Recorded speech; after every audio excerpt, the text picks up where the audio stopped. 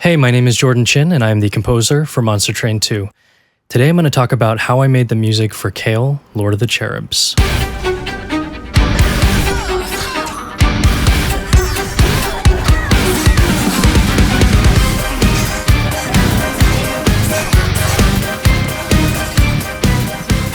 Alright, so I've got Cael's project open here. Cael is one of our flying bosses in the game, which means that he can move between floors, and he's kind of this little kid sitting on a throne being propped up by multiple cherubs, which are other also enemies that you can fight in this battle. And so the three things that I wanted to convey with his theme were playfulness, heaviness, and a sense of royalty, the kind of regal aspect of things.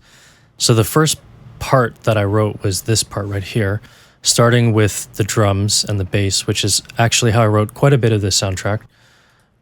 We have this 4 on the floor drum beat with the open hats on the offbeats,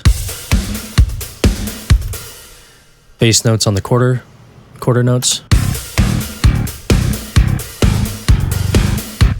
and the guitar is doubling that up.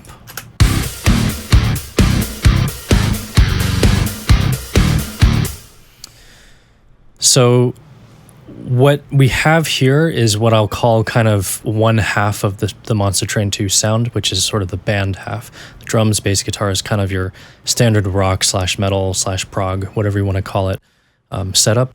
And the other half of it is the orchestra.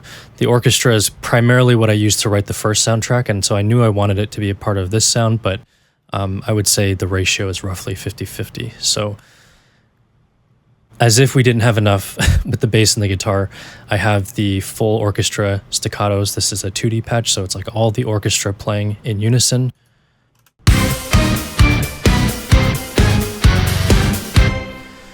And I guess while that did make it feel larger than life and a little bit more grandiose, I also wanted to have something that was on those offbeats. You know, the hats have the so I felt like I wanted to have something there to add to the zaniness to it, and that was this brass staccato part.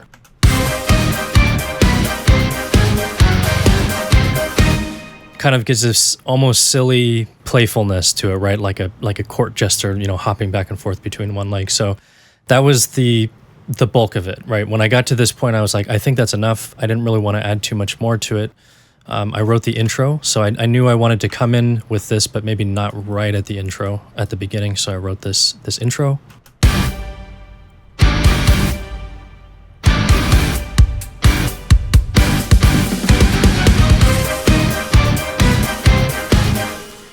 All right, so at this point, I feel like the playfulness we had, the heaviness we had, you know, there's the drums and the guitars and all that, and the bass kind of giving this sense of power.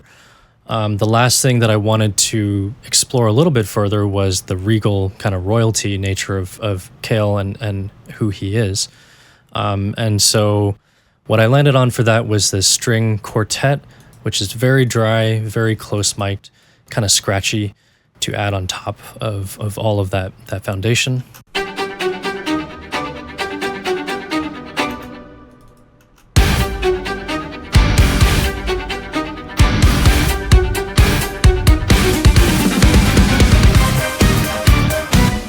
And again, carrying the melody.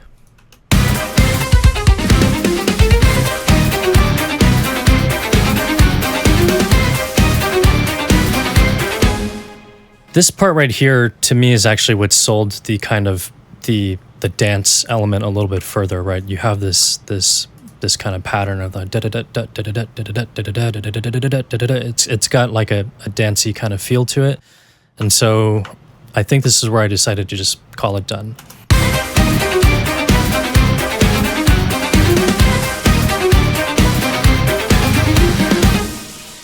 The second half of this, which is, we're still in kind of the first half of this song. It's still about momentum, still about energy. It's really just modulating that same chord progression and accentuating the 16th note subdivision a little bit more. So we've got this.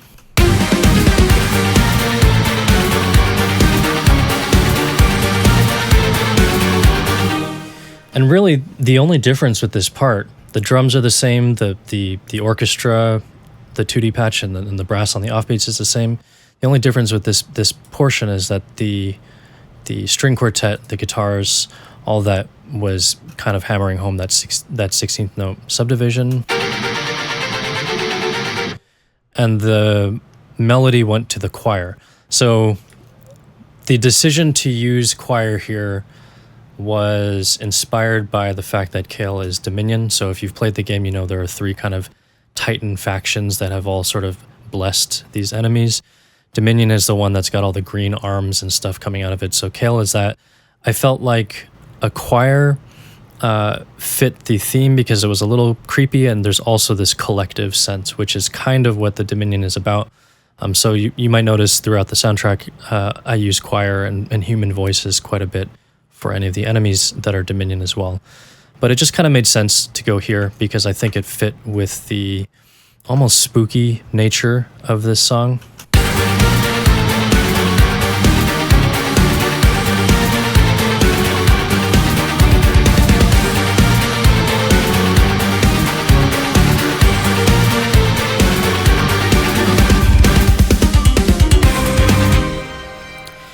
All right, so now we're entering the second half of the song. I mentioned the first half is about energy and momentum and power.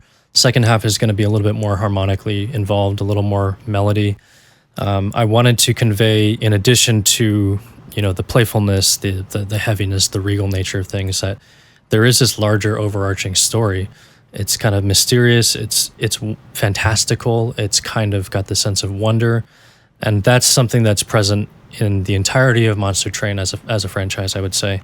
But what I landed on was basically this chord progression with the choir, the fantasy orchestra, the piano, all of these things.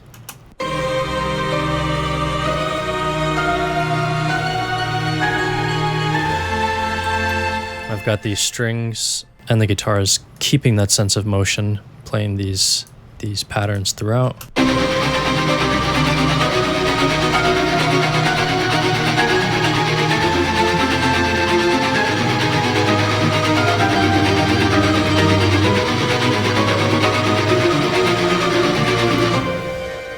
The biggest difference here in terms of the feel, the pulse of, I guess, the way you interpret the rhythm of this song is in the drums and the bass. So rather than have this kind of 4 on the floor dance beat on the drums, you've got this groove, which is reinforced by the bass.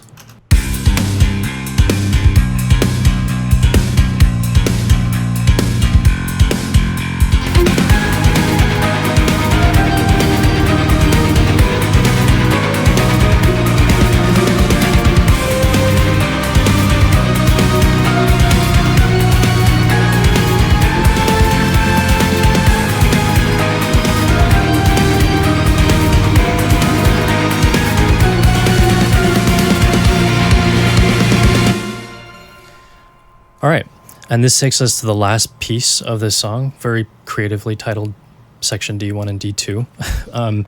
The way I see the second half of this song is kind of like 2 giant ramps. We just listened to the first one. The second one is going to have these big power chords playing underneath of it to kind of give this sense of just try and make it a little bit bigger.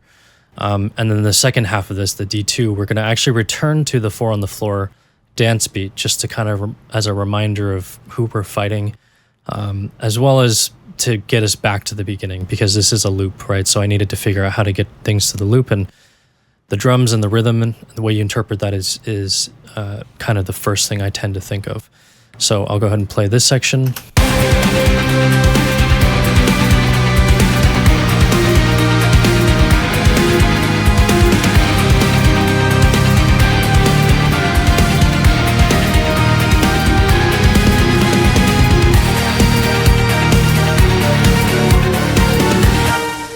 So notice here, we go back to that 4 on the floor, right?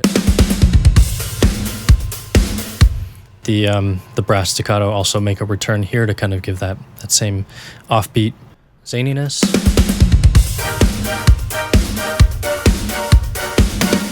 Everything else is largely the same.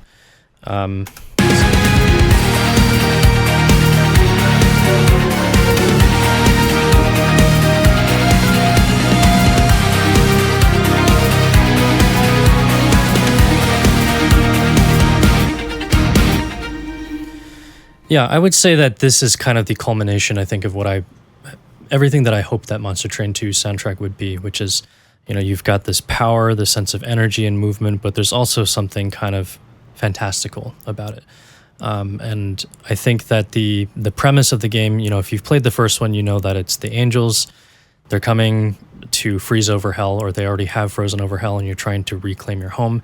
Second one, this makeshift alliance between 5 new factions taking the war to heaven, right? So it is fantasy, it is epic and kind of cinematic, and this section to me is sort of like got a little bit of everything that I hoped that would sound like.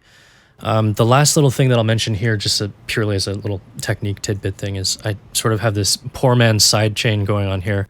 Sidechaining is something, this kind of sidechaining, you hear it a lot in like electronic music, where you've got the kick and the snare playing like and everything else is kind of ducking out of the way when they play, so you get this pumping effect of like a wah, wah, wah. You hear it a lot in like dance music, and I just applied it to the guitars here because I really wanted it to groove again. So see if you can hear the difference. It's very subtle, but this is without the sidechaining. And with it.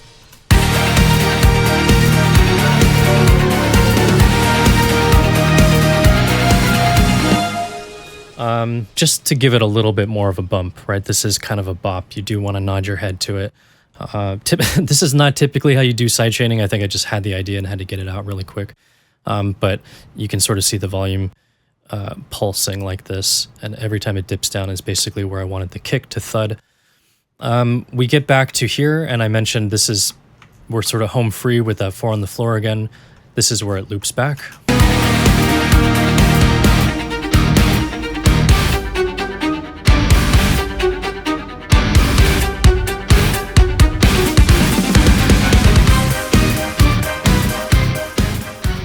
All right, so that is what went into the writing of Cael, Lord of the Cherubs. I think this track in particular was really important for me in establishing the balance that I wanted to strike between the old sound from the first game and the new sound from this game. And, there were a lot of moments in the soundtrack where we bring back old motifs and melodies and things to kind of call back to the original game.